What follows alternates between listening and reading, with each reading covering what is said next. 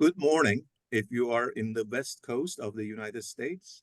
Good afternoon if you are in the east coast, and good evening if you are joining us from overseas, Turkey, or the former lands of the Ottoman Empire, as many of our panelists today do actually. My name is Baki Tezcan. I teach history at the University of California in Davis, and I convene the online events of the Ottoman and Turkish Studies Association for a few more months. I will pass the baton to somebody else soon, but for a few more months, you'll see me. Today, you all know why we are here. We are here to discuss the future of history. I am very delighted to have as the moderator of today's event my dear colleague Faisal Hussein. He teaches, as you know, at Penn State, and his book won the Ottoman and Turkish Studies Association Book Prize last year.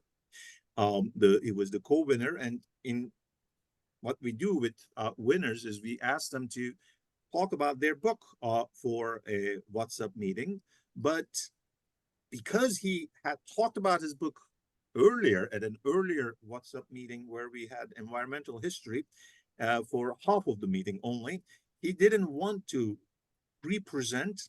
Instead, he wanted to do something that would feature his more junior colleagues with something really interesting, something very new. And so I'm so excited that Faisal was so kind and so really other thinking, focusing on others to share his time with such an interesting topic as the future of history. So without any further ado, I'm passing the baton to him. Please, Faisal, go ahead. Thank you so much, Baki, for the kind introduction. I must add that I am featuring today scholars, many of them, I will read their biographies. They're far more accomplished than I am and have more publications than I will ever write until retirement. So thank you so much, Baki, for giving us the opportunity to feature this important panel in this wonderful Zoom meeting series, What's Up in Ottoman and Turkish Studies, which Baki himself launched in November 2020.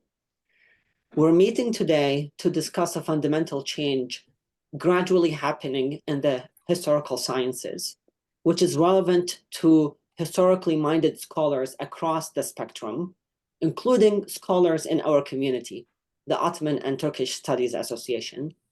This fundamental change we're focusing on today was brought to our attention by John McNeill in his presidential address to the American Historical Association in January 2020.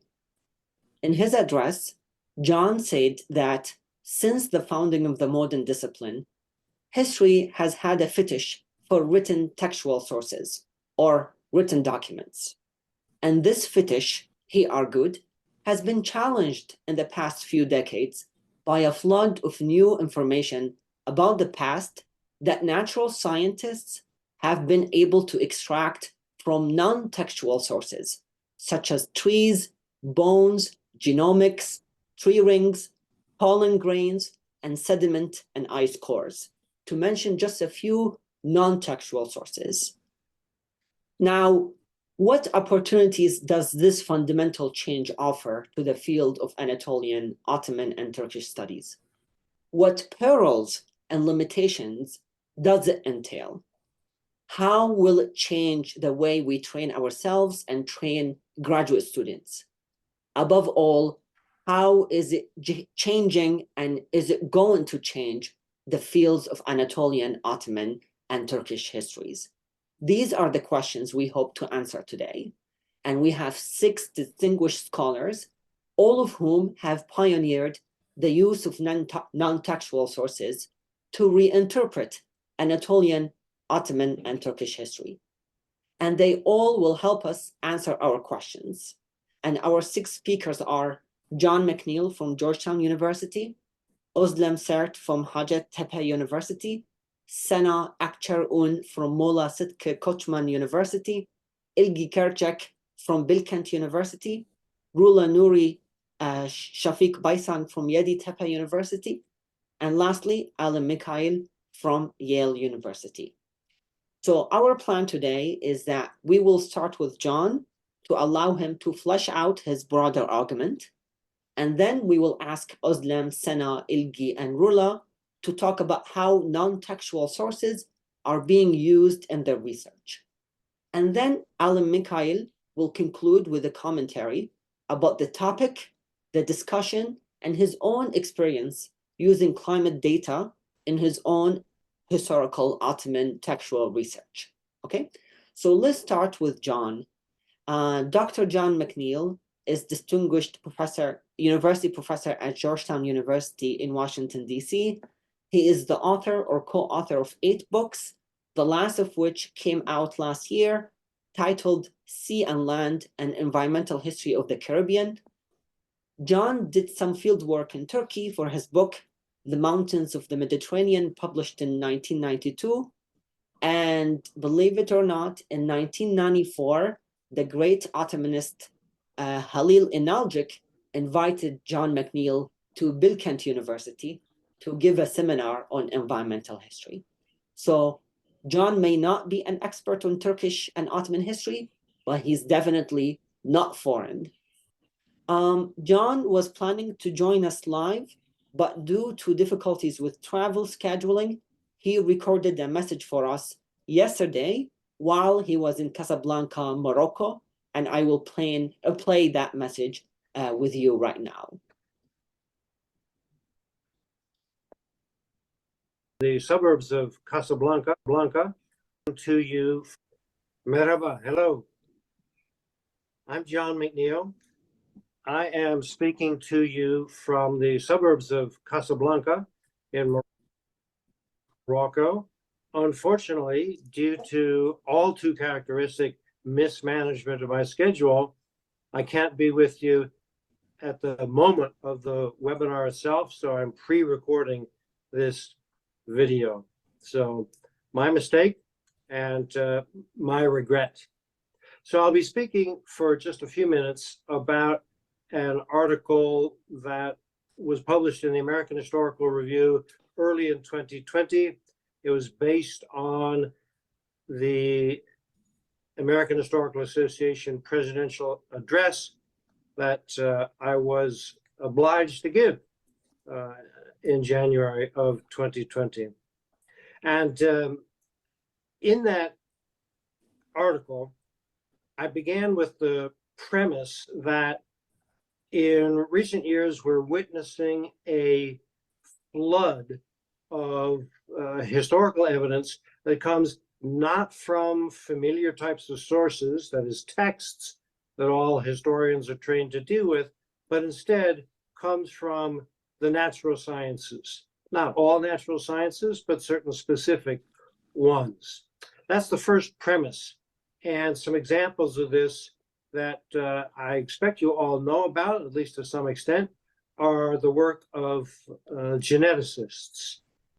Geneticists have been ferreting out all sorts of interesting historical information about health and disease, about diet, about migration.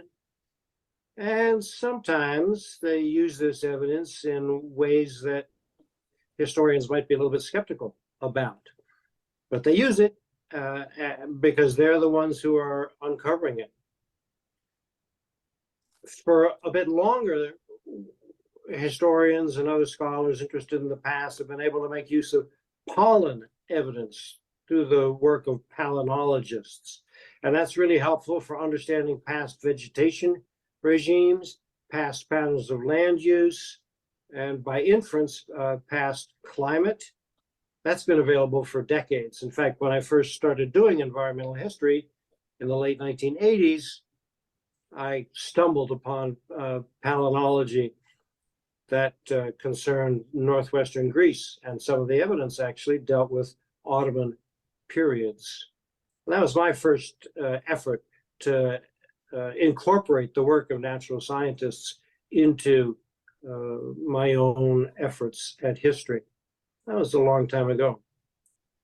More recently, there's some really important new technologies used in archaeology, such as LIDAR.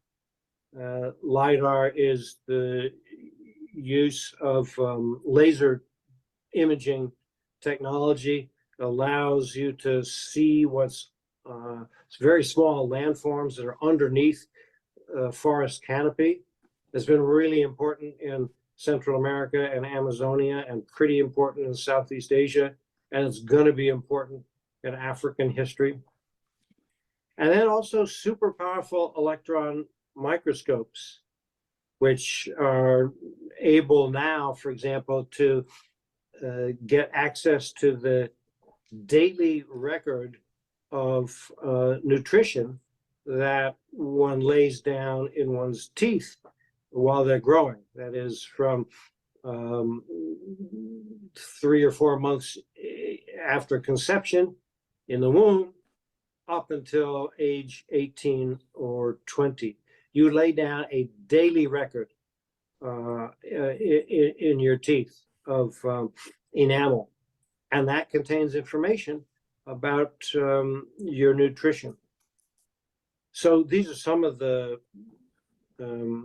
new and new-ish technologies and scientific developments that offer tools for reconstruction of the human past. And there's several others as well. If you're really interested in this, please have a look at that article. The second premise is that these technologies and techniques are getting cheaper, and therefore the flood is only going to increase in magnitude in the years to come. So genomic sequencing got a whole lot cheaper about 2005 to 2008, and it's still getting cheaper, not by leaps and bounds, but by small increments. LIDAR is still getting cheaper. Microscopy is getting cheaper. So when these technologies and techniques made their debut, you had to have a really important subject to spend the money necessary to use these techniques and technologies, but that's increasingly no longer the case. So those are the two premises. I use those premises to suggest that we're approaching a point in the profession of history where the marginal utility of more documents is going to be less than the marginal utility of new information coming out of the natural sciences. That was entirely speculative. It was intended as a provocation, and it certainly irritated some people. I'm not certain that peak document, as I called it, really is coming, but I think it's a possibility to be reckoned with. If it is, if it isn't, in any case, the flood of new information, the new technologies and new techniques present opportunities and challenges for historians. The opportunities come in the form of new kinds of data that often speaks to the historical experience of common people who don't show up very well in textual documentation, and new information that deals with kinds of subjects, diet, health, disease, population, that don't always show up all that well in the textual record. So those are some of the opportunities. The challenges, in short, are: one, the data are really difficult to deal with for those of us who are not trained geneticists or trained in palynology or trained in the interpretation of LIDAR imagery. And very few historians are, at least now. That could change in 10 or 20 years. But if we as historians don't embrace the new data, the new techniques, the new technologies, then other people are going to be using it. They're going to be advancing interpretations with it, and they're, at least sometimes, going to be doing it without the kind of contextualization and sensitivities that historians, by virtue of their training and experience, can bring to the table. So my argument is that historians should not cling to what we know how to do best, should not cling to textual evidence and textual analysis, but should face up to the fact that new and difficult data techniques and technologies are upon us, and we have to embrace that. So what are some of the implications of all this? I argued in the piece that the implications are much stronger for some topics and some subfields of history than others.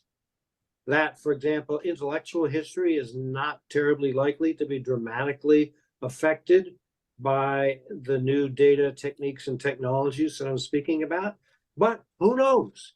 You'd never want to underestimate the ingenuity of historians when reckoning with new data.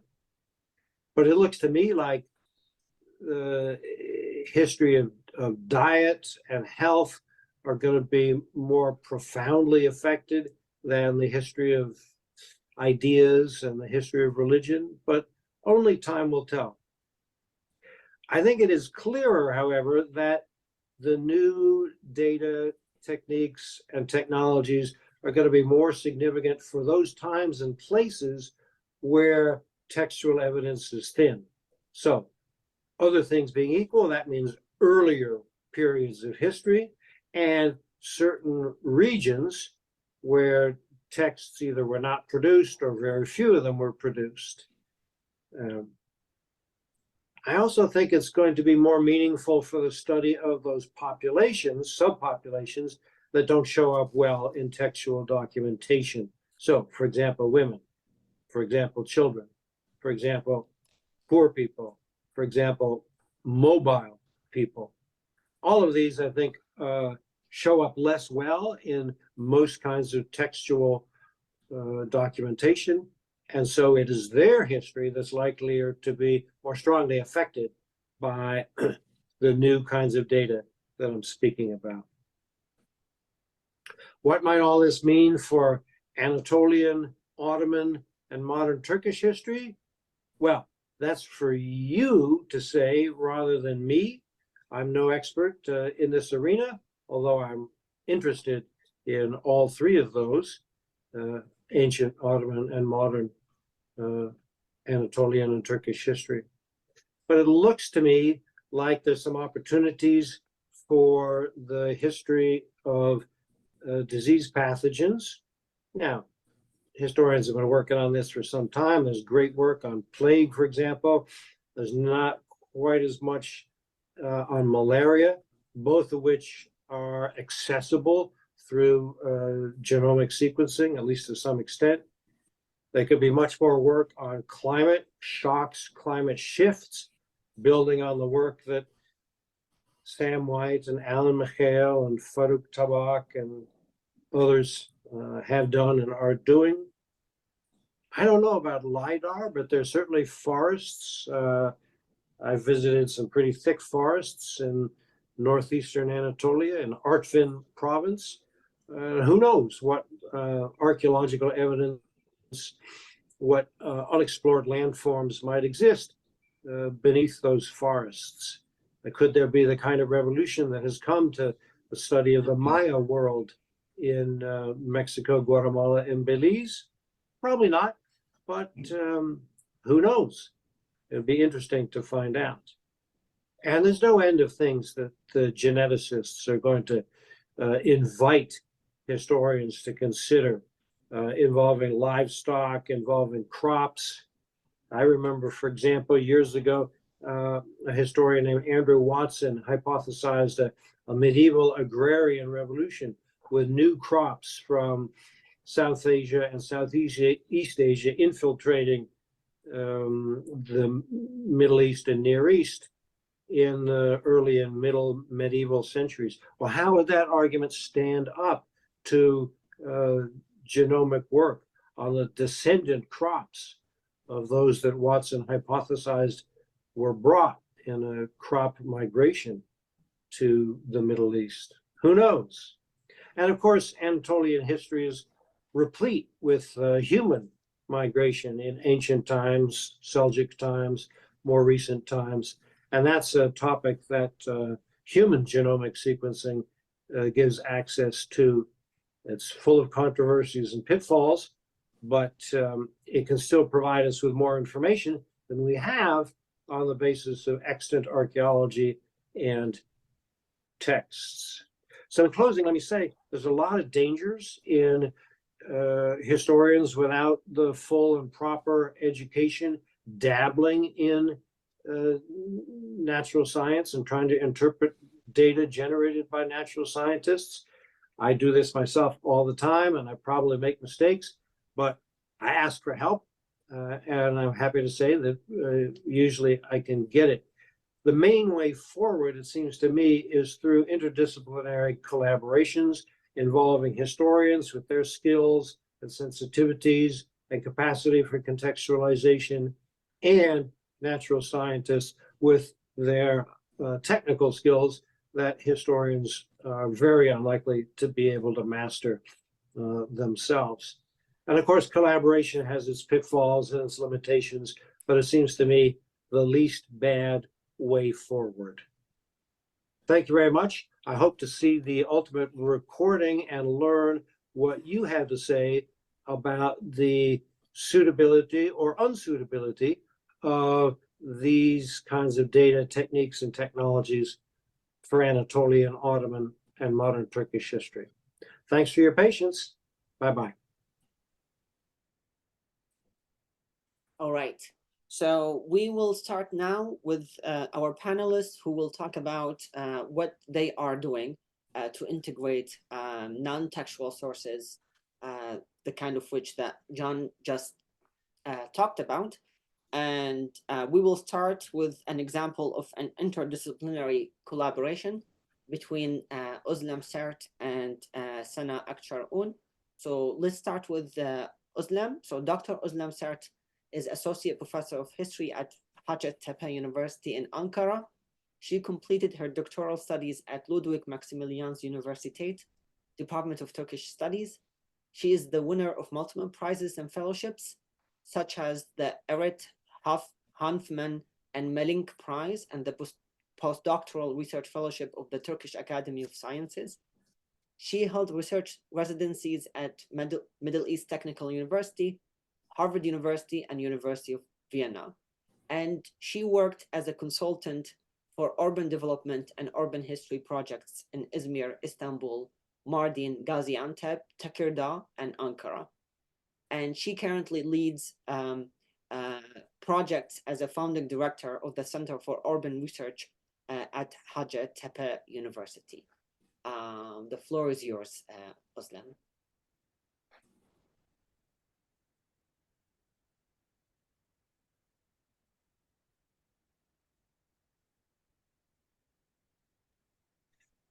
Özlem, you have to unmute yourself.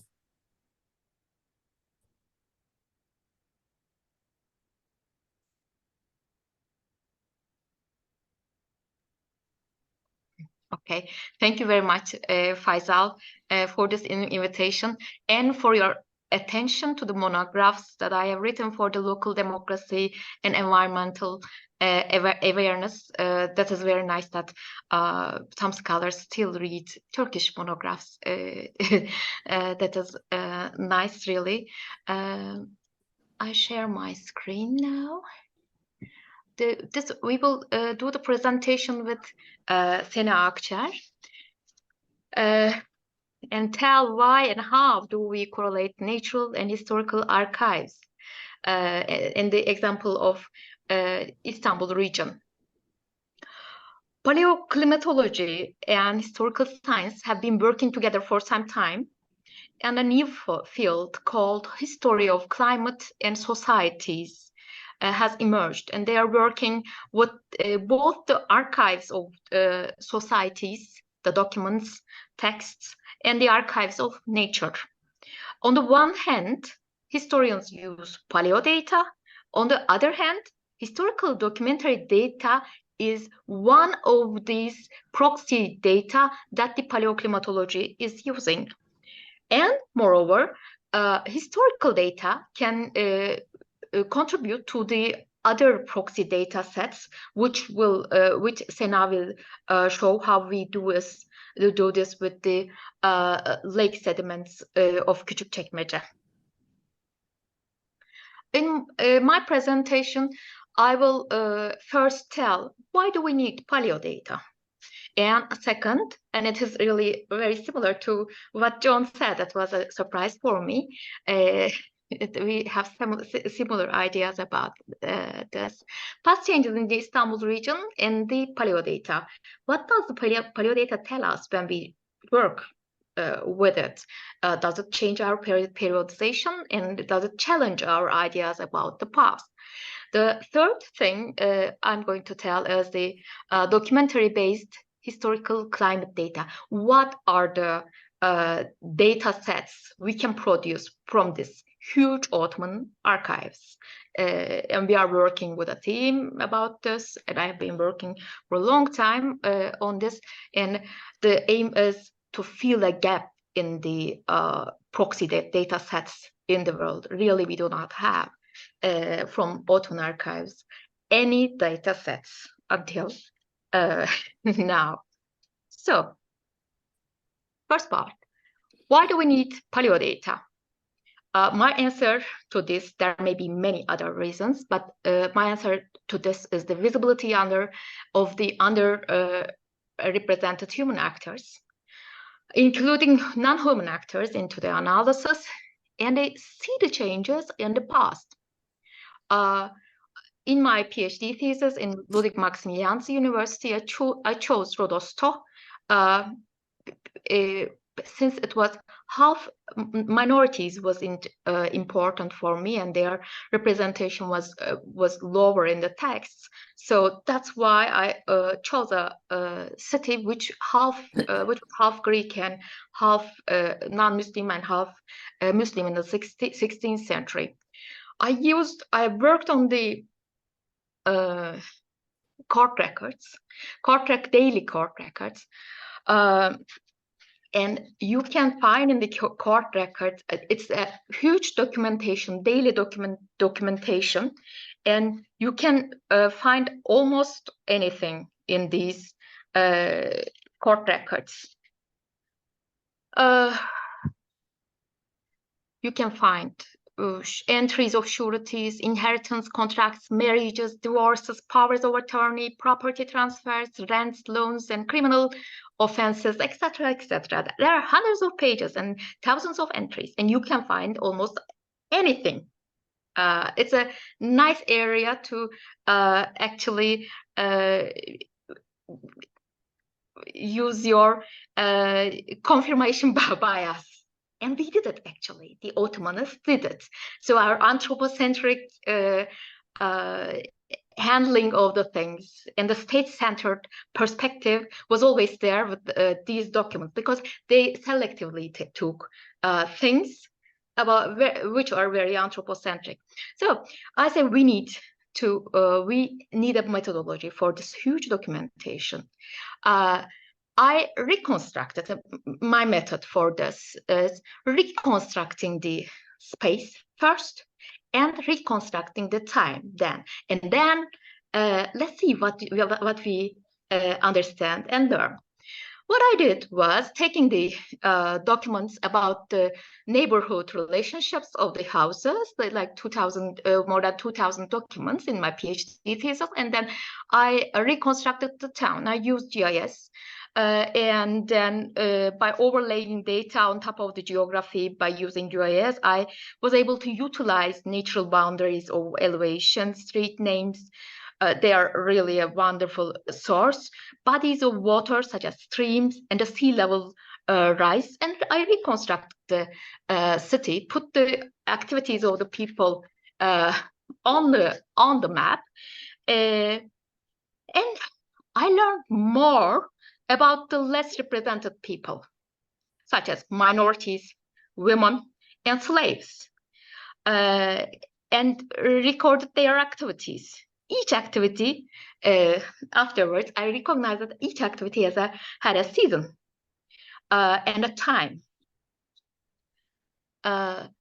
the sequence of seasonal activities repeated over time, like the Bible says. A time for everything. For everything there is a season. A time for every activity under heaven. A time to be born, a time to die, a time to plant, and a time to harvest, a time to kill, and a time to heal, a time to tear down, and a time to build up, a time to cry, and a time to laugh, a time to grieve, and a time to dance, a time to scatter stones, and a time to gather stones, a time to embarrass, and a time to turn away, a time to search, and a time to quit searching, a time to keep, and a time to throw away, a time to tear, and a time to mend, a time to be quiet, and a time to speak, a time to love, and a time to hate, a time for war, and a time for peace. I took the peace time, actually, and this is there are lots of documents, calendars, which are telling these times and their seasonal change, like geobonica and other things, all explain the things about the plant phenology and other things. But were in these things, time is not changing; it's always repeating. And did the times change? Was my question, and that bring me to the idea of how was the climate that time. Kelemen Mikes, who's a Hungarian who came to Tekirdağ and write letter-like diaries, explained a lot about the city. And for the 18th century, he wrote in the 18th century, and he wrote summer-like winters and winter-like summers, and that was very interesting. And I thought, what if I want to reconstruct a year, but what if the year were such a time? So I have to know more about it. That was the point that I realized that I need paleo data. So my second reconstruction was timely reconstruction for 1 year. This is Kelemen Mikes's letters and the extraordinary years that she here wrote. So for reconstructing time, I used climate data. First thing I found was this stalagmites of Ozan Mert Göktürk. He had a PhD, and I took his thesis, read it, and I asked him, how can I use your data? And he explained the limitations of his data, and he told me that I cannot use it, actually, because the time can change for 50 years, and I'm just looking for 1 year. It's impossible. So now I will explain more about the limitations of this data. So I used a multi-proxy analysis, which Uzun Tarla, which is very near to Tekirdağ. The data of Uzun Tarla is very near to data, is also taken in with other kinds of paleo data, like the tree rings and lake sediments and other data. Each thing, so different shapes shows a different kind of data, and they showed me that it was a mild year. So which was in Göktürk's also the same. And I also used tree ring data. We can use tree ring data more easier. Since every ring shows a year, it's a yearly data, so it is not like 50 years. But the problem with the tree ring data is that it's only about precipitation. So the black ones are the summer precipitation. Often we have the summer precipitation data, and it depends on the type of tree, and there are some limitations with the tree ring data too. So if you are working with any kind of proxy data, you need someone who is an expert on it and learn your limitations. And Andriakis helped me a lot, really, to learn the limitations of this data while I was using it. And Sena will tell how we are using it. So I reconstructed it and wrote this wrote 1 year for the story of 1 year in 10 years. Actually, it took 10 years to write this book, and I wrote it for the local people, because I'm very happy when a farmer reads it and says, hey, okay, that's the same here now, and we have this thing. Yes, we live the same thing. So I am writing for the local people, and it makes really sense to making people aware of the environment. This is a very interesting thing, actually. The environmental science is more developed in abroad, but we need it more here. So I mix two of my efforts in for this. And what I found was the year 1549 was a normal year. So this is the PDSI data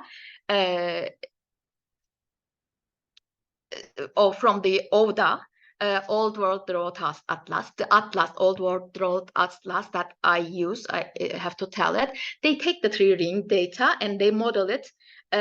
You take a region and they model the data sets inside that region. So you should choose your region very good. For this, you have to know the region very well and the changes in the climate very well. I will say there are the regional differences in Anatolia is very high, and Sena will explain that too. So you should be careful, learn about the climate before doing this.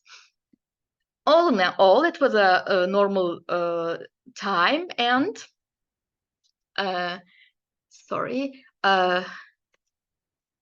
and the years after 1549, there was there are some problem years.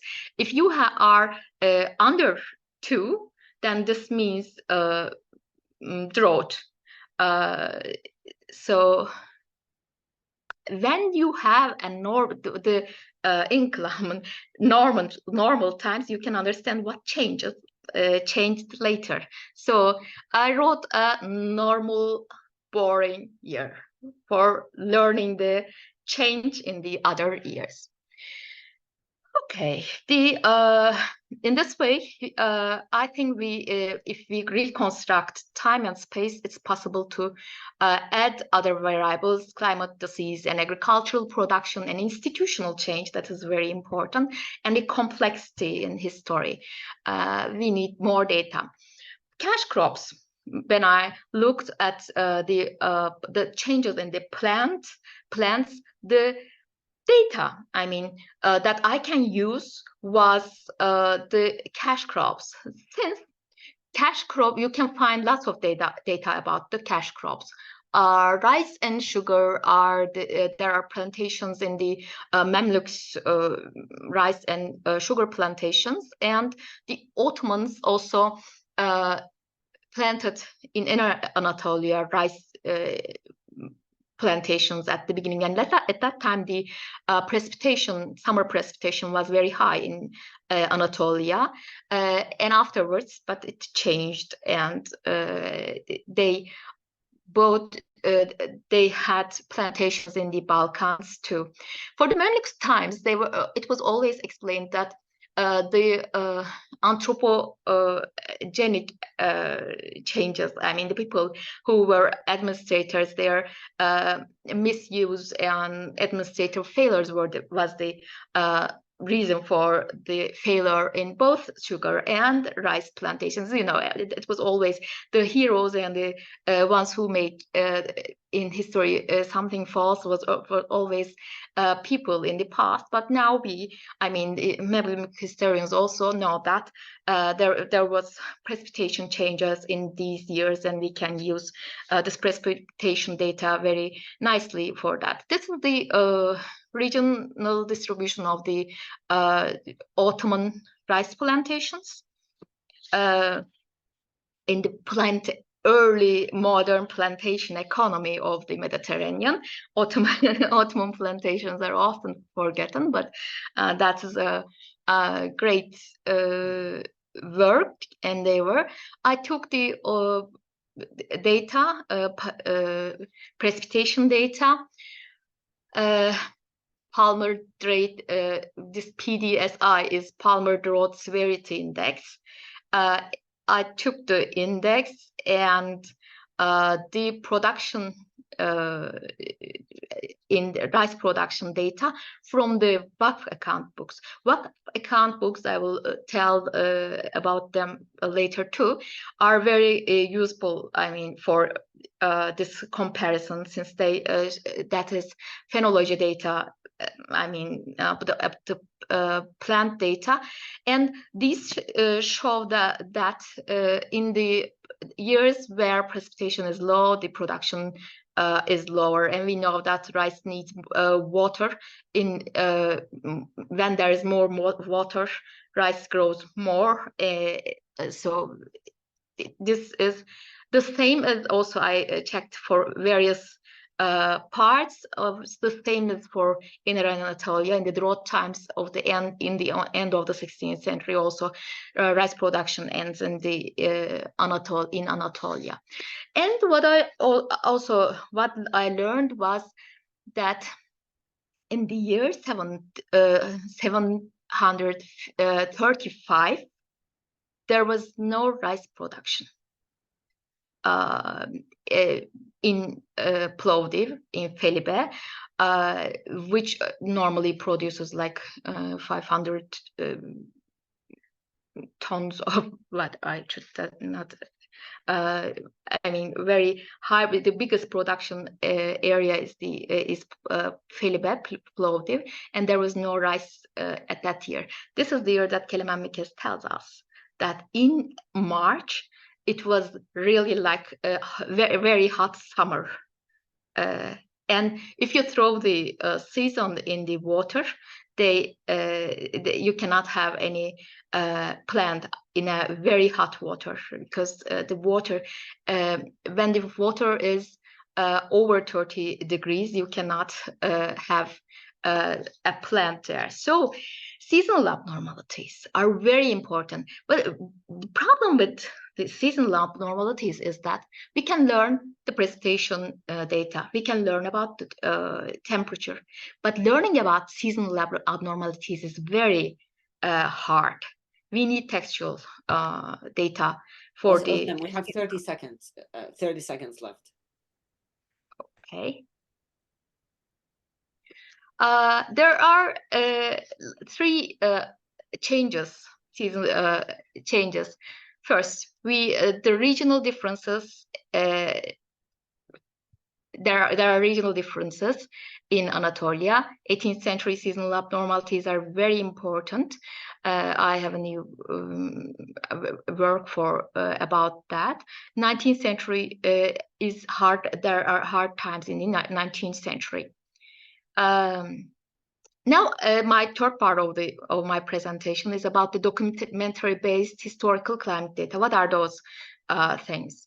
Instrumental measurements, we have them from the 19th century. We have direct historical data. Travelogues, one of my students had an MA on it.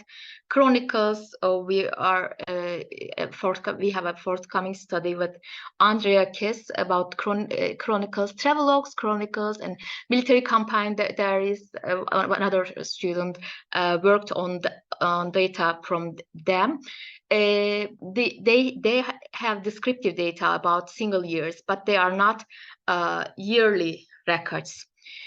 On the other hand, ship logbooks, one of my PhD students is working on ship logbooks. They are very nice, but they start from the 18th century, and but they are yearly, but not so descriptive as other things. Register books of important affairs. Most of the studies that you see actually, which count on, which are on climate, are using these Mühim registers. But they are also selective. when Sultan is affected from the flood, they write it, but when other people are affected from it, it's not written. What I said is it's very important to work on phonology and indirect data. And cadastres of Ottoman tax registers, Vakf account books, as I showed, and daily court records are very important for this. One of my students showed that it's not people, administrators, that were the problem in Egypt, for example, but there were also climate was important. Osman Onur Genç worked on tax registers of Egypt, and this is the court records, daily court records. This is only one part of the document. You see how how many areas we have. The data. This is wonderful data, and how long they go to past. This is wonderful, and we can, if we use this with this methodology, then we can fill in this gap here. This shows the documentary data in the world and documentary data sets that are used by paleoclimatologists. But Ottoman data can also give some idea. This is our team, and with the Middle East past global changes early career network, by the beginning of the new year, we will start bringing the historians and the paleoclimatologists together, because we need each other and we need to learn from each other. Now, Sena will explain how we learn from each other and how Ottoman documentary data contributes and how they contribute to us. Thank you very much. Thank you so much, Özlem. And Sena, if you don't mind setting up your PowerPoint, I'll just read your biography real quick. So Sena Akçaroğlu is Associate Professor of Marine Geology and Geophysics at Muğla Sıtkı Koçman University in Muğla. She obtained her undergraduate degree in geological engineering from Istanbul Technical University's mining faculty, and later obtained her master's and PhD degrees in climate and marine sciences from İTO's Avrasya Earth Sciences Institute.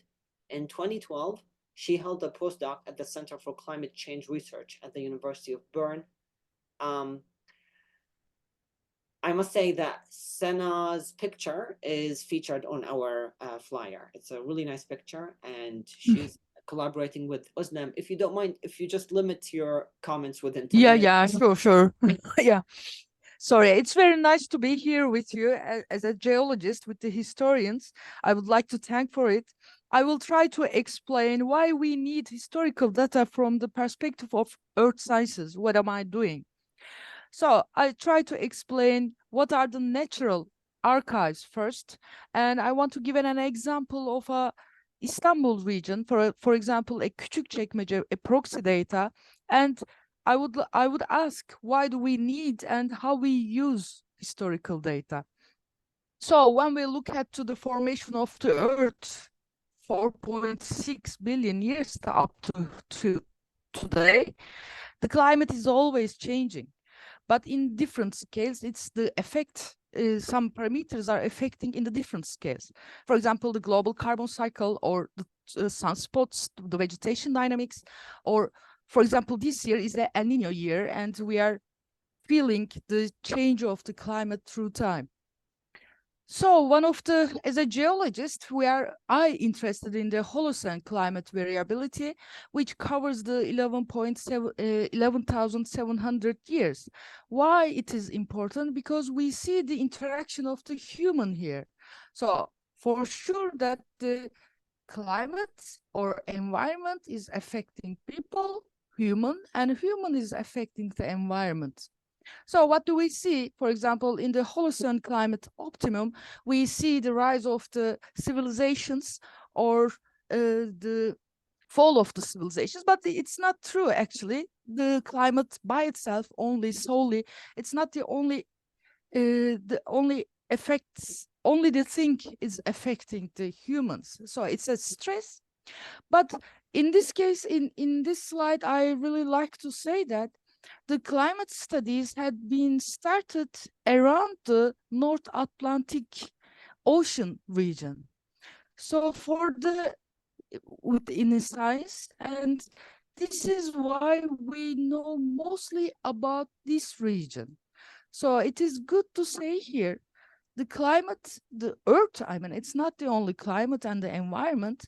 It's not as homogeneous as it's not the same in everywhere. So it is good to be understand to the local studies and the changes are important.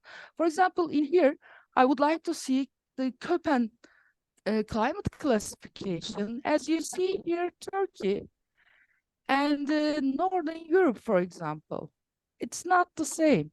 So if we use the Northern Europe data for Turkey, it's a bit mistake actually. I mean, if you are working on a high resolution, because the history is very, the intervals for us is very low, and it's very easy to make some mistakes. So it is good to mention it here. So how do we understand the past? What is proxy? Actually, I learned that Özlem is also using proxies, so you are all familiar to that. But for us, a proxy is a climate indicator, is a local record that is interpreted using physical, chemical, or biological principles to represent some combination of climate-related variations back in time. And what is the paleoclimate proxy indicators? Have the potential to provide evidence for large-scale climate changes prior to existence of widespread instrumental or historical documentary records, which means that if we don't have instrumental or historical documentary records, we have to use that paleoclimate proxy indicators. In this, there are two big databases. I will also share, if you like, in the chat part. So we can get all these proxy data from these databases. What are these? For example, tree rings. And I write here the resolutions in time resolutions of these proxies. Tree rings are annual. It's very good. You can have the precipitation, but you cannot get the trend of the climate change. You can just get yearly, seasonally or yearly, if it's rainy or dry. That's the lake, river, marine sediments. We use these sediments. So this is all the Özlem was saying, that they had all limitations, or corals, ice cores. For example, ice cores is the best one, but it's for global climate changes. You cannot get the Anatolian or the Anatolians or whatever in different places climate change. Speleothems and the documentary evidences. So my general aim and scope is understanding Holocene climate and environmental changes in Anatolia. And also Anatolia is somewhere is a bit different because it's very dynamic. Because of the tectonic structure, as we know, as we lived actually this year, it's changing geologically in a very short period. So I also work with the archaeologists, and it's very important to understand that this is a tectonically active area, and in a relatively short periods, it's changing very quickly. So it's a dynamic place. And when we look at also the around, you know that the eastern part is very mountainous, the west part is more flat, and also there are Horst and Graben system here with the normal faults, and the climate is changing in a very short period, short distances. Why? Because it covers, it's a peninsula. It's surrounded by three different seas, and there are different atmospheric patterns around it. And when we also look at the Köppen climate classification of world and Turkey, as you see here, Turkey and the world is quite different than each other. So what do we do? As I told you, the physical, chemical, and biological. So we are using a portable platform. We are having course from that, which is actually a history book of us. We are looking to physical properties, and the resolution is very important in that case, because when you want to get some data from the history, the resolution should be very high. So this is the Küçükçekmece Lagoon that we were talking about, for example, Istanbul. We are lucky that because the Küçükçekmece Lagoon, the sedimentation rate is very hard, which means if we had a 4.5 meter long core, which covers only 1,400 years. So when I get in the mud and make my analysis, so I may get 5 to 10 years resolution intervals. On the other hand, as I told you, the local studies is very important because all these basins, all these areas, regions are unique by itself. So this is why we are using the geological map. We are interested in the geography, what's happening around, how all these sediments, or what is the precipitation, what is the characteristic of these basins, we all interested about it. So when we look at, these are the locations. Here is the Sea of Marmara. Where is the core locations? We look to the physical properties, just write in millimeter resolution. What are these? What do we see inside? So other thing, I'm coming to up to end almost, because the geology or the earth science is the biggest problem is the chronology problem, because chronology is not something you can find on the nature actually. Yeah, you can find some periodical chronology, but not the linear one. So this is the problem. We don't know where we start and where we end. You probably know about C14 radiometric dating, but these methods also not the absolute or precise methods. I mean, there's no exactly precise methods. So when we look at for example, we get these ages, dates, and uncertainties. So the uncertainties varies between 165 and 25 years. So I had this, and then I will try to make a correlation with another lake core, which is a varv core, which means that you can get seasonally age dates of it. But this is not the acceptable method, actually, correlation with one core to other, one model to another one. So I just give up and I try to look for if I could find something from the history and an event. So I'm not going to talk about this, but this is the proxies. And why we are using multi-proxies, because all proxies has a limitations, because this is the nature, nothing is absolute in there. For example, this is the magnetic susceptibility, which means the material you just come into the basin, but it may change according to climate or some other natural events or isotopic events, etc. So I can just find the periods of where is the wet and warm periods or dry cold periods, but I cannot I cannot give the precise dating of these climatic periods, the spells.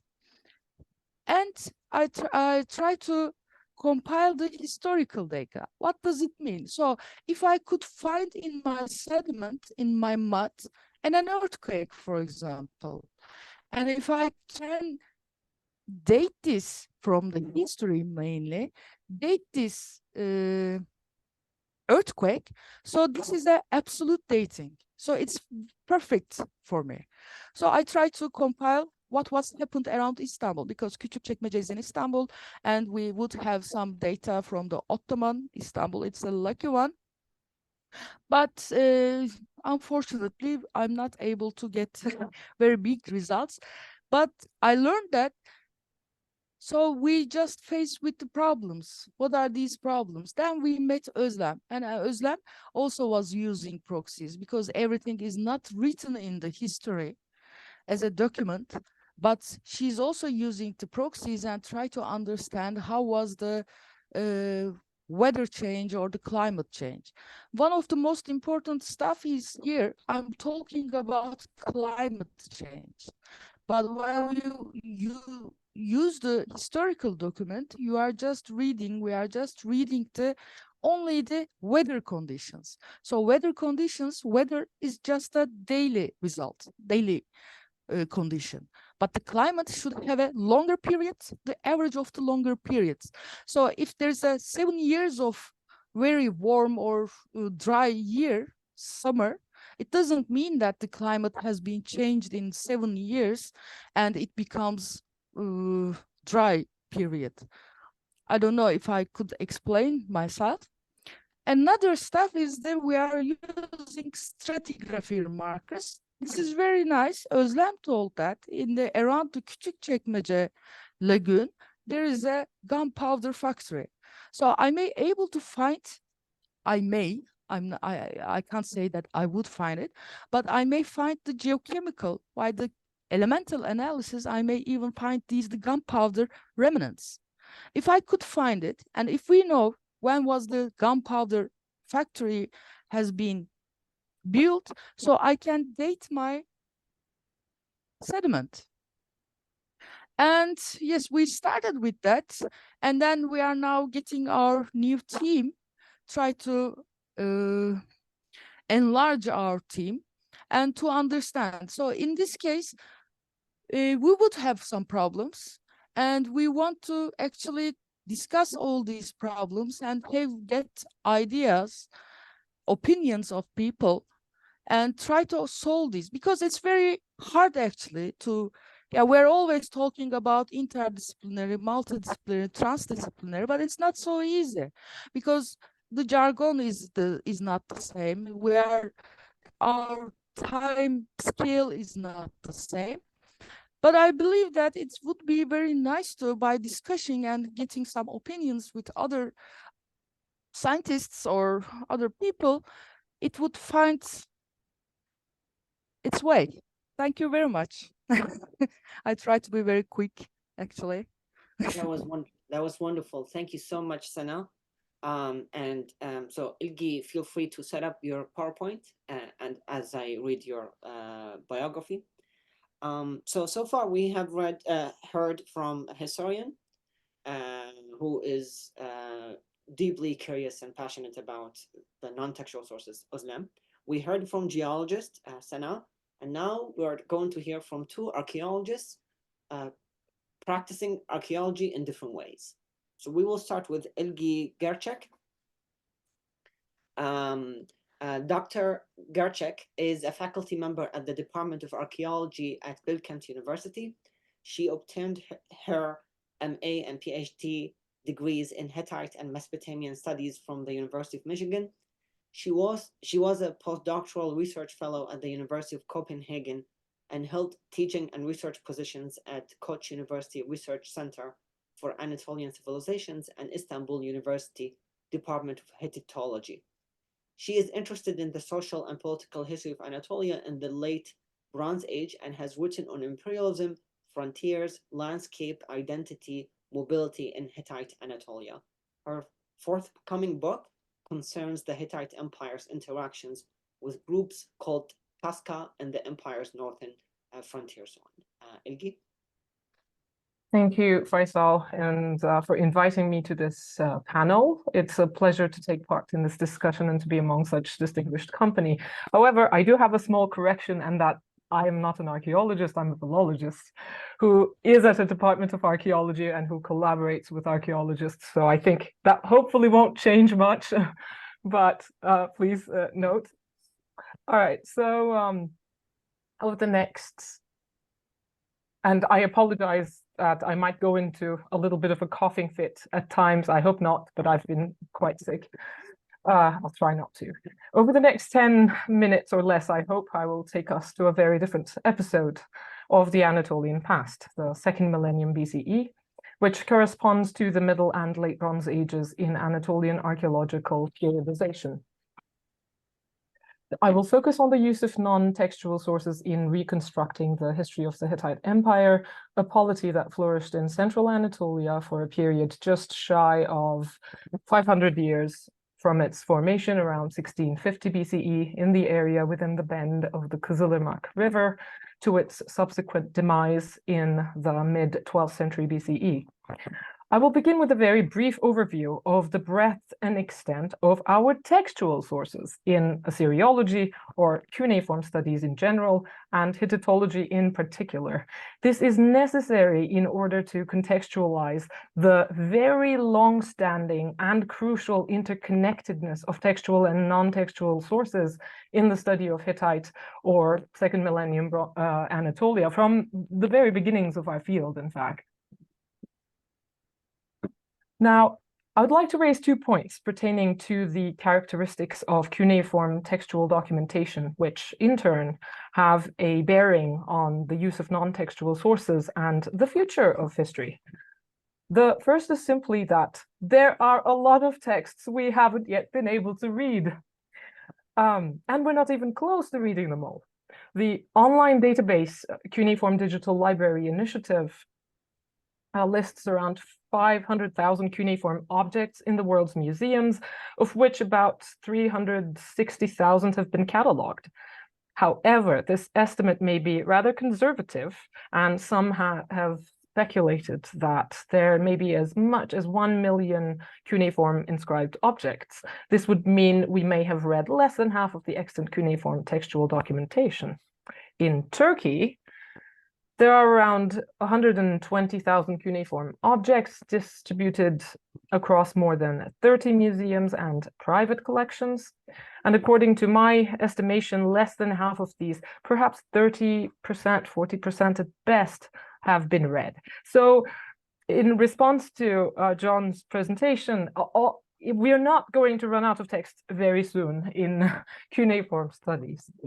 My second point is that the distribution of our sources across time, across space, genre, or provenance leaves such vast gaps in our knowledge of ancient Anatolian or Mesopotamian societies that A, no text category can be considered trivial, though there have, of course, been genres that have been given inordinate scholarly attention, and Hittite studies, for instance, has also been very state-centered in its approach.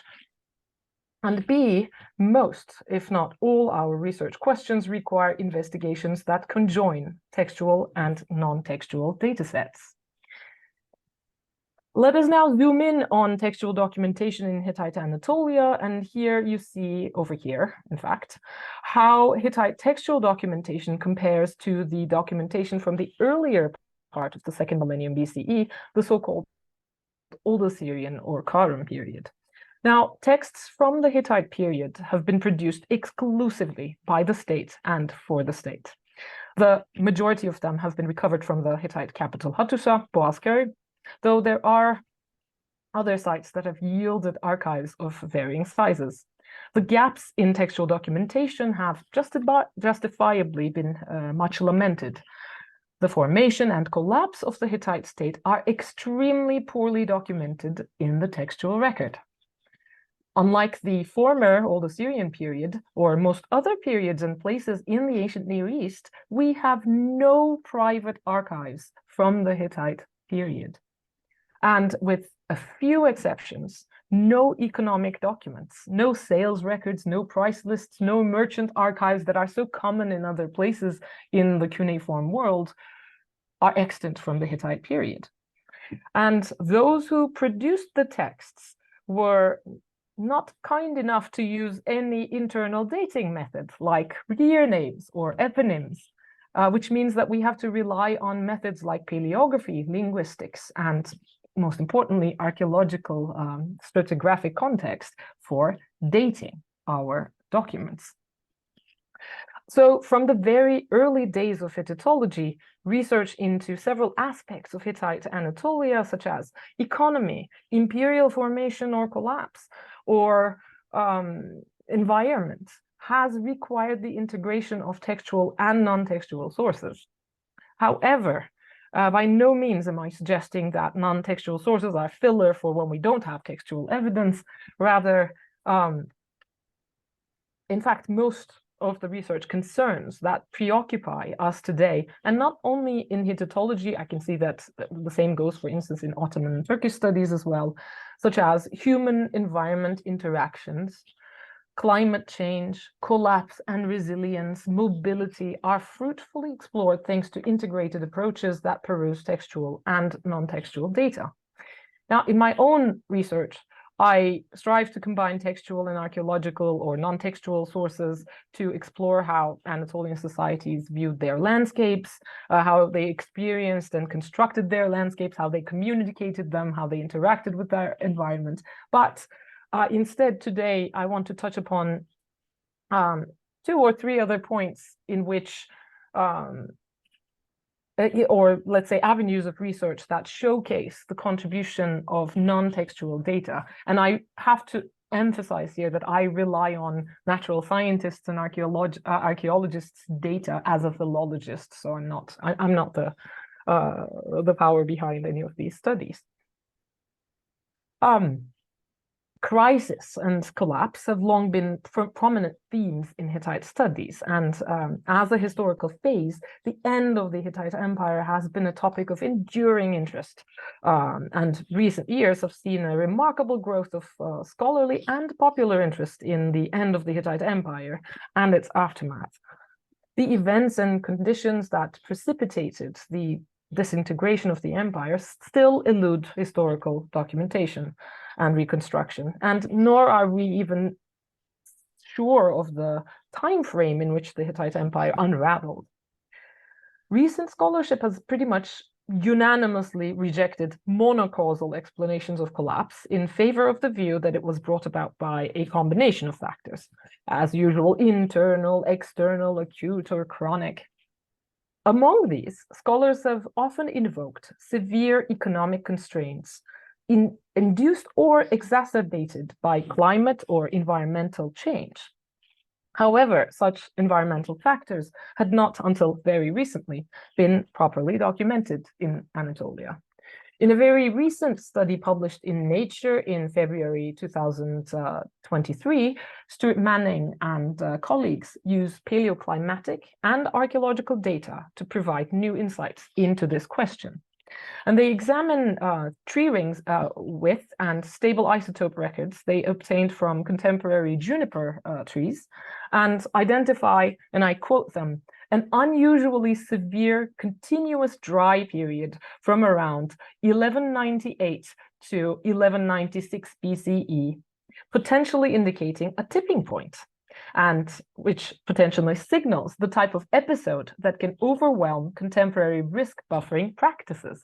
And this, I have to say, this time frame is very high resolution for us. This is very rare. In other words, they point to possible environmental factors which may have pushed the Hittite Empire, struggling with other things as usual, and which had withstood a diverse array of challenges in its 500-year history, over the brink. Now, of course, how to interpret this data, how have historians and archaeologists responded to it? There's a good example for those of you who want to chase it up by Müge Durusu Tanrıöver, who responded in the same Nature article, Signs of Ancient Climate Crisis, and how this can be interpreted or sort of calibrated with other archaeological data. And she points out, for instance, that such results are better equipped to show how the state is managing such environmental factors, and we have yet to come up with methods to see how local populations of smaller scale were coping. And there's increasing evidence from the transition from the Late Bronze Age, from the end of the empire to the Iron Age, which suggests, although the state collapsed, smaller communities were much more resilient in overcoming environmental stresses. So as the speakers before me have successfully shown too, like all of this interpretation has to be recalibrated with different data sets. Another, and let me quickly check my time. Another issue that I would like to touch upon is a methodologically innovative study by Tara Ingman and colleagues, and I have tried to find things that are relevant for Middle Bronze and Late Bronze Age Anatolia, of course, who combine stable isotopes and ancient DNA. And this is innovative in that, both data sets are combined, of individuals excavated at Tel Achana, Alala, situated in the modern Hatay province. Now, Tel Achana during the Middle Bronze Age was the capital of a regional kingdom and was later integrated into the Hittite Empire. The scholars collected strontium isotope data for 53 individuals, oxygen isotope data for 77, and added ancient DNA from 9 new individuals to a recently published or earlier data set of 28 individuals. And their DNA results suggest, again, I quote, a very homogeneous gene pool with only one outlier, which is supported by the isotopic data, pointing towards, I quote, overwhelmingly local ancestry, which is consistent with the evidence of local upbringing in most of the individuals. Now, this comes as a surprise to a historian because the data is at odds with the extant paradigm, the historical paradigm of intense human mobility generated on the basis of the textual evidence. We have incredible evidence from the text suggesting a lot of people were constantly on the move from far out parts of Anatolia, passing through this region in the northern Levant. Some of them were pushed by the state, some of them were forced, some of them were moving for economic reasons. So, of course, again, we have to take, this kind of study is relatively new. We need more data sets that actually compare, similar scale, smaller or larger scales that compare similar finds to be able to understand what this might mean for mobility in the Middle to Late Bronze Ages. But that is, I'm hoping that is forthcoming. Now, as I am in closing, I would like to say only a few words on the future of history, or let's say Assyriology in particular, and this was prompted by the end of John McNeill's article. While I don't see foresee a peak document anytime in the near future, or in my lifetime, to be honest, we are indeed on the brink of a major transformation thanks to the introduction of new technologies. The question I get these days, most as a Hittitologist, is no longer whatever happened to the Hittites? How did they collapse? But rather, can ChatGPT read your texts? And the answer is yes, eventually, it looks like it will. And a study published or publicized just a few days ago and publicized with a somewhat sensationalist title, as these things usually go, showcases the results obtained by the Mainz Academy of Applied Sciences in AI cuneiform sign recognition. Now, we have been dabbling with this in several parts of the world for some time now. But what's different now is that the new method is based on region-based convolutional neural network, or RCNN as they abbreviate it, and differently from earlier optical character recognition based on photographs, the new study utilized a unique data set consisting of 3D models, not photographs, of 1977 cuneiform tablets from the Hilprecht collection, with detailed annotation of about 21,000 cuneiform signs and 4,700 wedges. And according to the report, this new method dramatically enhanced sign recognition, which has always been a difficulty in getting AI to read our texts. Now, while I, again, don't honestly think this will bring about the peak Assyriologist period in our field, it has such promise. It promises the kind of data generation that we simply didn't have the human power to bring about for the past 100 or 50 years of cuneiform research. I hope I stuck to the time more or less, and looking forward to further discussions after this little taste of what we do in my corner of space and time. Thank you so much, Ilgi. That was wonderful. Rula, feel free to set up your PowerPoint as I transition to your biography. So we had, and I apologize for the mistake, Ilgi. So yeah, so we had the historian, a geologist, and we just heard from a philologist who is very conscious of what the archaeologists in her field are doing. And now we will transition to a real archaeologist, Dr. Rula Nouri Shafiq Paisan, who is an assistant professor in biological archaeology. So she is a bioarchaeologist at Yeditepe University in Istanbul, whose research involves the excavation and analysis of human skeletal remains from archaeological contexts. Rula started her studies at the University of Alberta in Canada in archaeology, followed by a Master's of Science from the University of Bradford and a PhD from University College London Institute of Archaeology. Both degrees are in the fields of human osteology and paleopathology. Her career in bioarchaeology has taken her to join many archaeological excavations in various places such as Canada, United States, Jordan, and Turkey. Her publications deal with questions concerning diachronic shifts in diet, health, population affinities, and relation to the different complexities of social, economic, political settings that characterize the Bronze and Iron Ages of past populations in Anatolia. Rula? Thank you. Can you hear me well? Excellent. So, thank you all being patient. My last one here on the line. And thank you for the organizers for this wonderful opportunity to talk about bioarchaeology.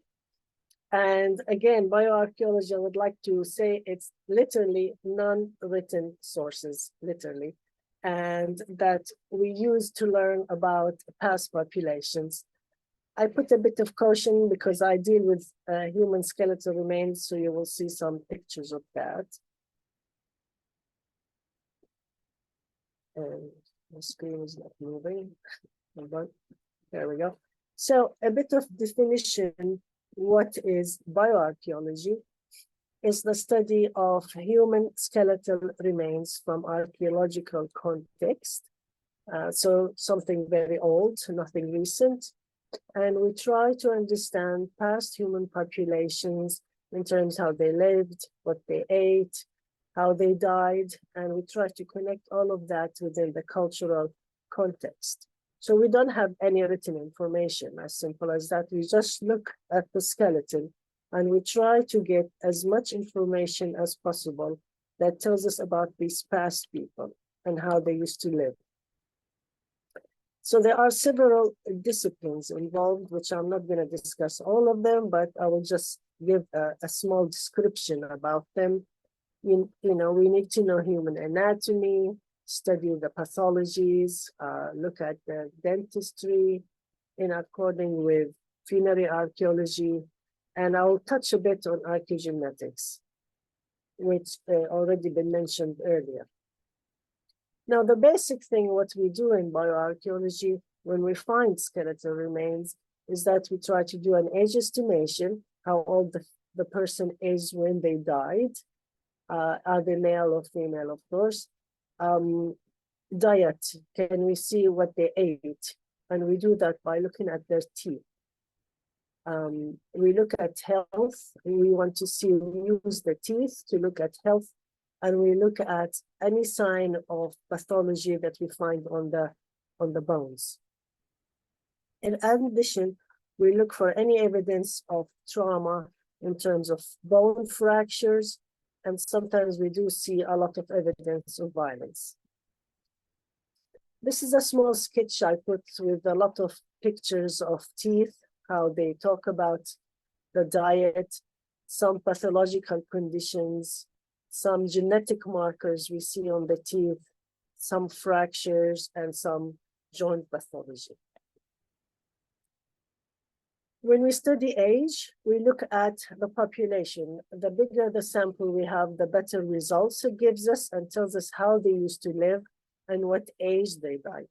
And this gives us, this is one of the populations I studied. It shows us a high percentage of children from the age of birth until 5 years, and then adults are dying between 35 and 45. And we have very little numbers of people who stay beyond that age. And then we take the age estimation. These are different populations.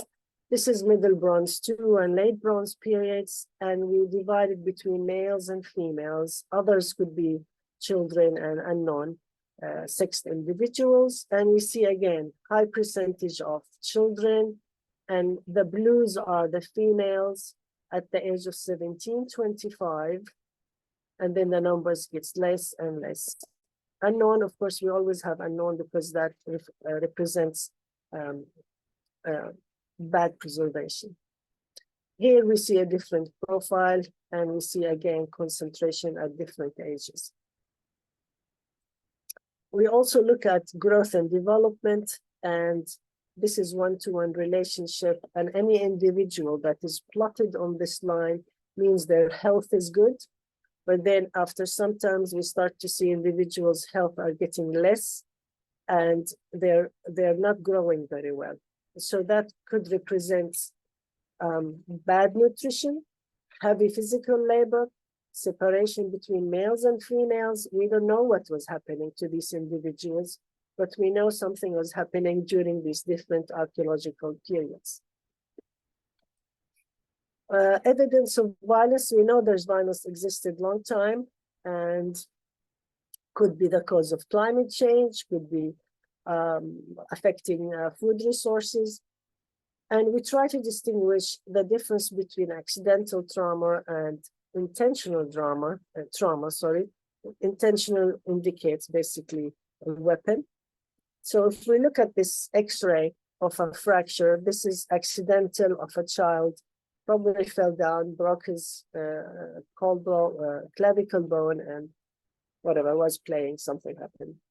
But when we look at the skull like this, and we see this kind of hole in the skull, that doesn't mean he fell while he was playing. That means somebody hit that person. And that indicates for us violence action. Teeth are very important. It tells us so much information about people, how they used to live, what they used to eat. If you eat too much carbohydrates, you will have cavities. If you don't eat much, you will not have cavities, but you will have very bad health. If you have cavities, you will have decay, causes tooth loss. And we try to see the differences between males and females who had access to food. So these are pictures of archaeological samples are studied, and you can see there's lots of tooth decay. This one shows the use of teeth in cleaning animal skin or making textile. This shows again periodontal disease that is very aggressive, a result of using the teeth or the mouth for some kind of activity that is related to maybe textile or animal. They were putting something in their mouth. Teeth, also very important. It gives us indication of biological distance, and we study it to see population movements and how people are connected together through geographical regions. And we look at these features on the teeth, and we do lots of statistics, and we get something like this. And we look to see, are these populations similar? These are similar, these are similar, and this is not, this is far away. So this shows us, are they connected or same population movement and so on. LD already talked about our joint article with Tara. I mentioned it here. These are from the archaeogenetics studies. We have the genome history also that deals with Talachana. So these are examples of the work we've done. And in particular, I'm going to talk about the well lady. Also, it's from Talachana, where I had the chance to analyze her bones. And this is one of those individuals that nobody would know anything about. Nothing is written, of course, in the text about these common people. And this is one of them. This is a woman in her beginning of her 40s, was actually killed and thrown in a well. And nobody knew anything about it until the archaeologists excavated and they found her at the bottom of the well. And from the way the bones are connected, it shows she died, she was dead when they throw her in the well. And then when the archaeogenetics did their DNA analysis, they found out that she's actually not part of the population from Talachai. So she might be connected to Iranian, Central Asian, we're still not sure. It needs more analysis. But this is another example of this common people that nobody would know anything about until us starts to talk about it. And when I studied her skeletal remains, it shows a lot of violence. She was subjected to violence. She has broken ribs. She has a fracture on her head that she survived them until she was killed. So I don't know if being a foreigner was the cause of death or it was easy to kill her. That's something we will never know. Being also in biological, you get to see interesting cases. This is a mummified human remains with the shroud that covers the body. I got the chance to study it. Here I'm trying to look at the teeth to determine the age of this. It's an adult female. And later on, we collected samples to do DNA for archaeogenetics. So we're still waiting for the results of that to come out. And I would like to summarize that bioarchaeology, yes, it uses human remains as really non-written sources. And we learned a lot about these populations that nobody will ever know about them. And I always say, let their stories be heard to these people. Thank you for your attention. Thank you so much, Rula. That was so wonderful. And even those of us who don't understand the field, you made it so easy to understand. Thank you. So we're done with the panelists, the work they're doing, and we will conclude with the concluding remark and commentary by a distinguished scholar, Alan Mikayan, who is the Chase Family Professor of History and Chair of the Department of History at Yale University. He is the author of 5 books, one of which won the Fuad Kuprulu Book Prize from OTSA. And his last book, My Egypt Archive, was published early this year. It was reviewed by the Wall Street Journal and won the Victor Turner Writing Prize, sponsored by the Society for Humanistic Anthropology. Alan? Hi, everyone. It's really a pleasure to be here. Thank you, Faisal, for the creativity in organizing this event. Thank you to all of you for these wonderful presentations. I don't want to say too much in the interest of time. I'll just reflect a little bit on the things that we've heard today. I think John's paper that is kind of the prompt of this event and all of these presentations really dovetailed quite nicely, I thought, showing some of the utility of what John was discussing. So if I had to identify a few things, I would say the emphasis on method and the interest in bringing different kinds of methods to the study of the past that are non-textual, obviously. The ability of bringing in actors that we might not otherwise see, new voices. So the Well Lady, for example. The stretching of our time horizons is something that he discusses in that piece. And I think all of your presentations and the ongoing work that you're doing shows that very well. The emphasis on collaboration as a possible path forward with some of the advantages and challenges that faces.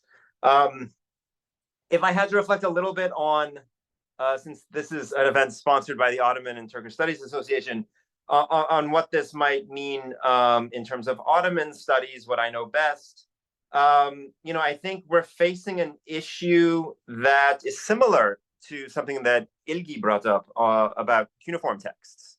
So I don't think in Ottoman history we're anywhere near peak document. If anything, I think we're closer to maybe peak idea than we are peak document. There are so many sources that we've yet to even touch.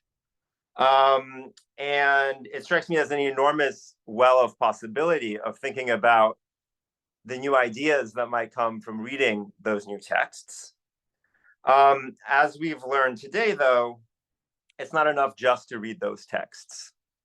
Of course, idea and text work together. And that's where I think some of the innovation in our field has come from and will continue to come from. I think that the challenge that is before us today, the charge of John's piece, and then the sort of benefit that we see from all of the presentations today, is that we need to combine new methods.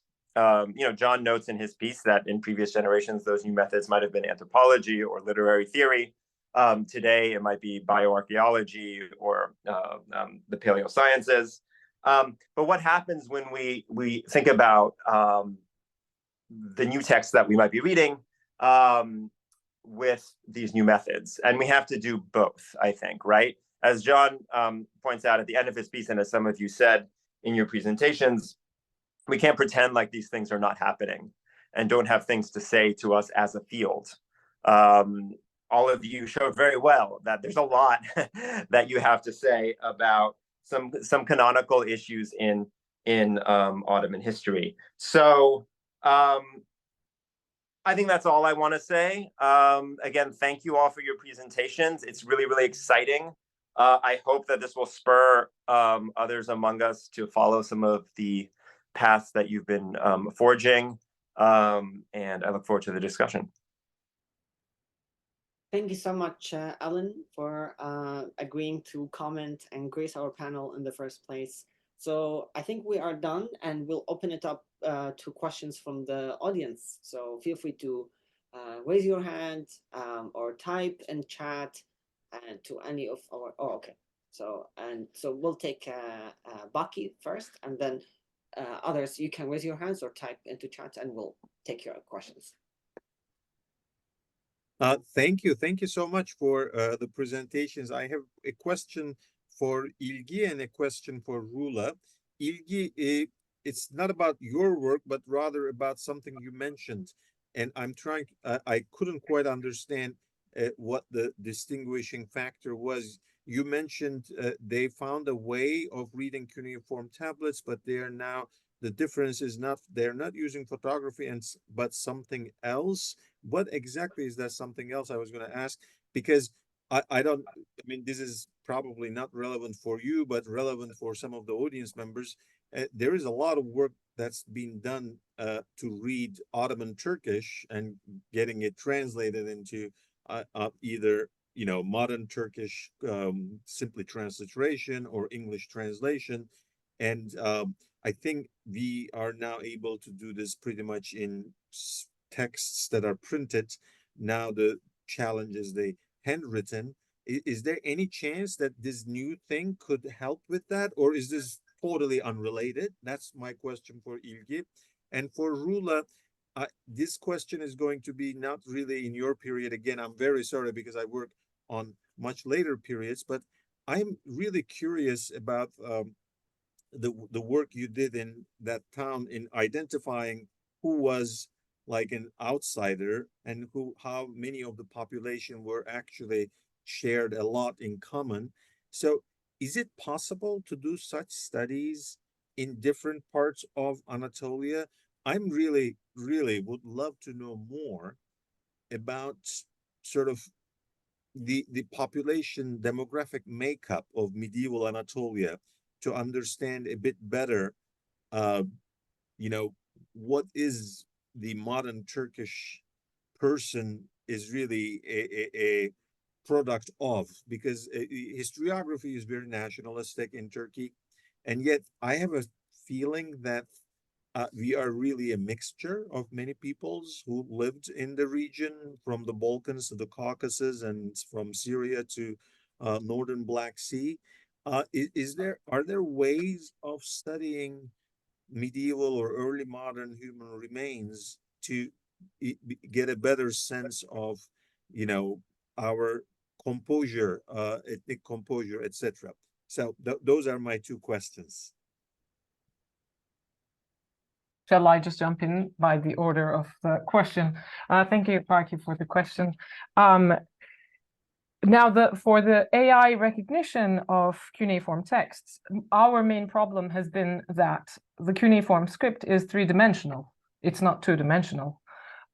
It's a rounded tablet. The wedges are impressed on wet clay. There's no one line of script. So the way we study text has always been through facsimile editions, hand copies, and photographs. And with these, there had been very, varying results over the years. However, in the last 5 years or so, with the as 3D modeling of cuneiform objects has become more sustainable, it's become cheaper, and people can now have portable devices, we have new archives of 3D models.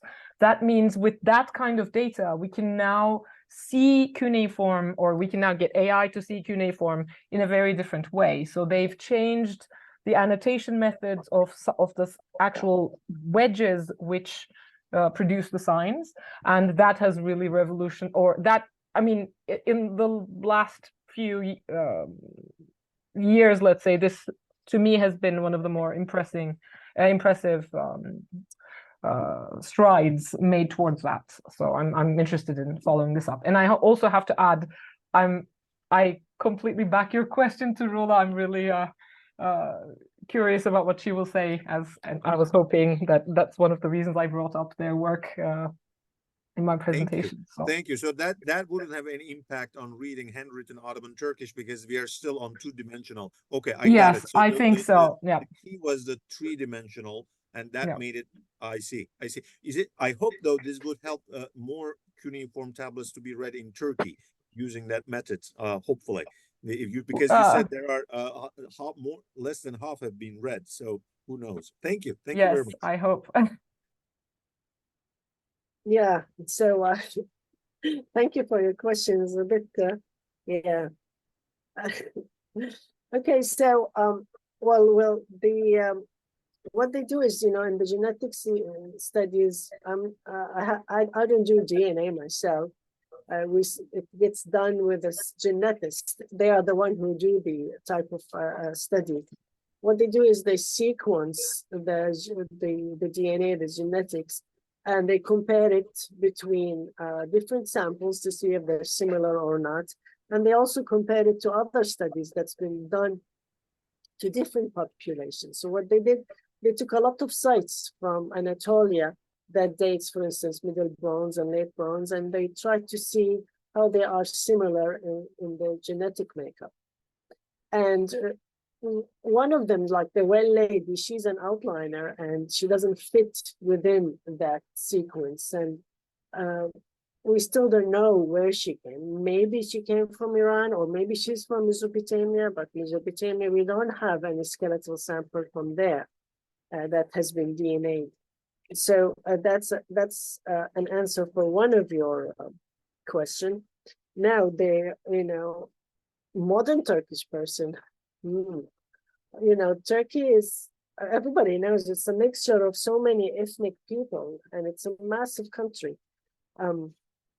One way to do this, which I don't think it has been done, because lots of the archaeogenetics lots of it is concentrated on ancient population movements.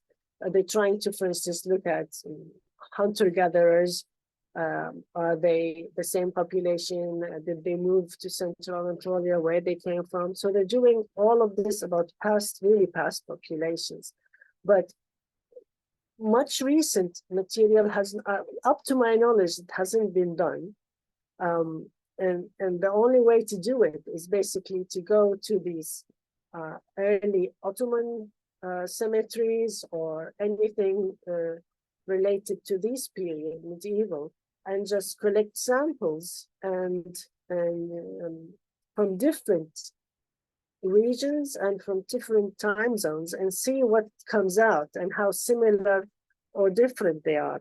But then the question is, what is the definition of an ethnic Turkish person? You need to have a point of reference.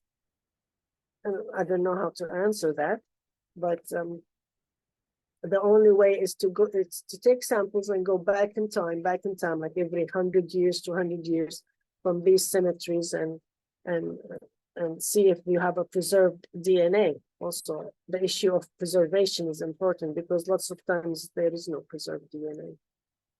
I hope I answered, but Thank you. While Sure. you were giving your answer, Özlem sent me a message saying that there are about only 200 human remains from the Ottoman period. So it's very small data. Then my next question is, I imagine then the difficulty is because there are so many cemeteries, but probably it is not really easy to get permission to do this kind of research because you are dealing with human remains. So I imagine it would be disturbing for a lot of people to go into cemeteries and do things. So that's why probably it's limited. You only get to do this when you have an archaeological dig and then you find Ottoman era human remains. Is that how it is? Is it like, I imagine it's very difficult to do a Ottoman era cemetery research for human remains. Am I right in that, more or less? I think so. And the others can, Islam and Elgi and Sena can also add to this. But, you know, I don't see anybody excavating Ottoman cemeteries. Lots of it, you know, you will find while you're doing, as you said, an archaeological site, an Ottoman grave comes out and they have to remove it and excavate it. But they usually bury them again, up to my knowledge. So there's not much interest in it, which is, I think it should be, because it's, you know, we have such a vast history of time that should be studied, and this could be compared to the textual sources that we have about the Ottoman Empire and how the population used to live, how the elite used to live, how the commoners used to live. And it's very important to compare what we have from skeletal material and connect that to the sources. Thank you. Thank you Okay. so much. And Özlem, if you have something to add, please go ahead. I'd be very happy to hear. Yeah, there are these most of these 200 ones are found in the archaeological sites who were looking for the other times, but there is only one article that I know for the for Cyprus where they really searched the skeletons, and they showed that in the drought times of Cyprus, the skeletons have pores on them, sponge-like things. We need bone density data, which I'm really waiting. We can change the periodization in the Ottoman Empire with the bone density. But I mean, and the genetic works are very expensive. John tells us in his article too. So that's a way for the Ottoman Empire, and I'm waiting also for the skeleton data. This is wonderful. Any questions? We can take one question from the audience. If not, I think this is a good time. We're approaching 2 hours to end our event. Let me say that it's just so wonderful that we organized a Zoom event in which we had historians, geologists, philologists, and archaeologists talking to each other about the same region that they work on, which rarely happens, unfortunately. But I hope we're starting this conversation. And so my 3 takeaways from this panel is that, number one, scholars of Anatolia, Ottoman, and Turkish history are already charting the path for a new history that incorporates non-textual sources. And we saw 4 different examples of it in this panel, and they are just representative of a broader trend. Much of it is happening in Turkey, but also around the globe, and many of our panelists have international collaborators as well. The second takeaway I had is that we may not be reaching peak document anytime soon, at least according to Ilgi, not in Hittite history, and according to Alan, not in Ottoman history. And the third and last takeaway I had is that it would be wonderful to integrate non-textual sources, but according to Sena, just be cautious and be careful and talk to us people like Sena, talk to people like Sena and people like Rula, who know how to interpret those non-textual sources. So thank you so much all for joining us. And I posted the emails of our panelists in case you want to get in touch with them. Have a wonderful day and enjoy the holidays and the new year if we don't get to see you before then. Thank you. Thank you so much, Thank Faisal. you. Thank you Thank you for having us. Thank you. Thank you. Thank you. Thank you, Bye. everyone. Bye-bye. Bye. Bye.